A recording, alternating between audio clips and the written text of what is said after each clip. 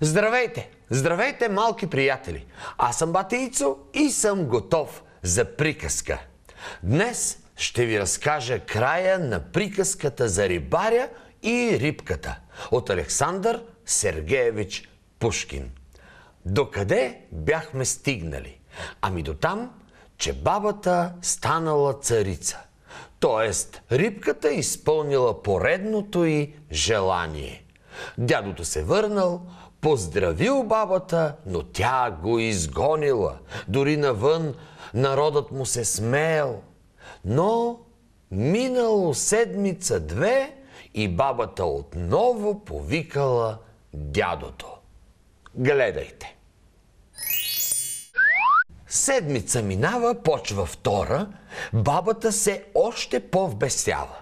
Пратила придворни за мъжа си бързо да го доведат при нея.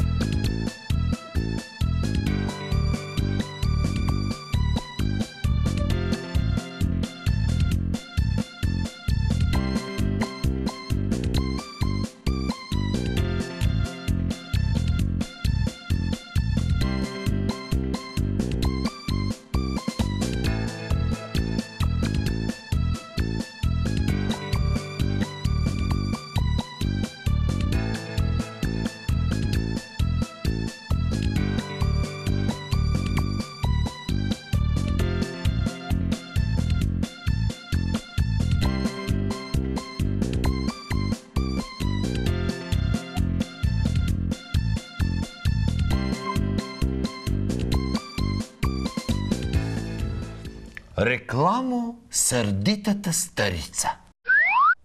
Пак поклон на рибката да сториш. Не желая все да съм царица. Искам аз морето да владея. Да живея сред море широко, за да може твоята златна рибка да ми бъде винаги слугиня.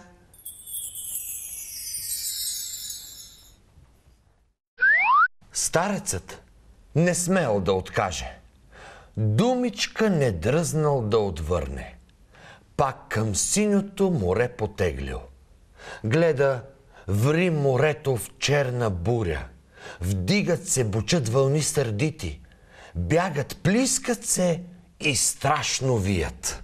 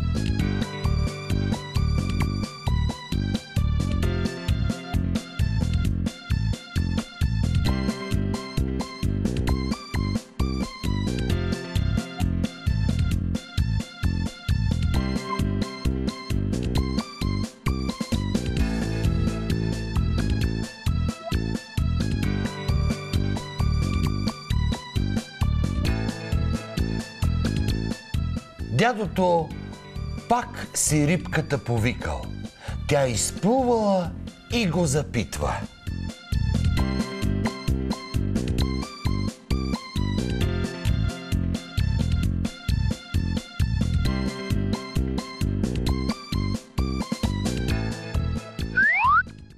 Какво ти е нужно още, дядо? Пожали ме, златна господарке, що да сторя с тази лоша баба? Вече не желай да е царица, иска да е морска господарка. Иска да живее сред морето, за да може тука, златна рибке, да й бъдеш лично ти слугиня.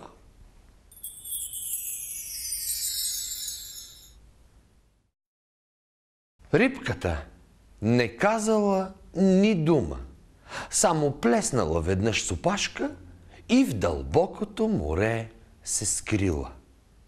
Старецът напразно дълго чакал, пак към бабичката си потеглил. И като се върнал, що да види? Старата каштурка, бабата стои на прага, а пред нея вехтото корито. Малки приятели, това беше приказката на Александър Сергеевич Пушкин за рибаря и рибката.